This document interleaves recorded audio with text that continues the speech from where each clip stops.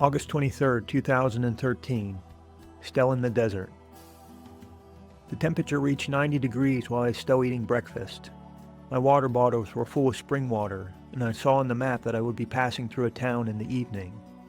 All day I savored the feeling of abundant water. I drank indiscriminately. I drank until my stomach ached. I was so happy. Toward the end of the day, I reached the town as planned and stopped to buy supplies. The owner gave me chewing gum and a wafer cookie. Another man handed me a few sticks of the same pale yellow cheese I've been offered across Mongolia. I took a bite and felt a few strands of animal fur in my mouth. All the cheese that I've eaten like this has had strands of fur throughout. I'm not sure if this is an inevitable part of living close to animals, or if some fur is added as a sort of binding agent. I didn't want to ask in case I would be insulting them to point out the hair in their food. I met a couple of teenage boys before I left, then a few miles away, out of sight of the town, they caught up to me with their motorcycles with two more of their friends alongside.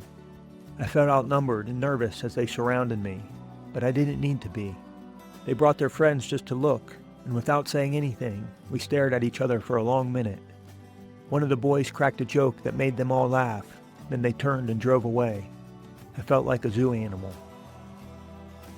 Tonight, I've got my sleeping bag laid out in an area away from the road. A bright orange moon is rising into a deep purple sky, and the landscape is calm and beautiful. After a long day of biking, I'm feeling a little beaten up. I jarred my shin when I put my foot down hard to catch myself from falling. My wrists are stiff from all the bouncing, and my butt is in a fair bit of pain for the same reason. My body needs a day of rest, but there is nowhere good to stop. When I took a short break this afternoon, I simply stood in the sun in silence while the sweat dripped into my eyes.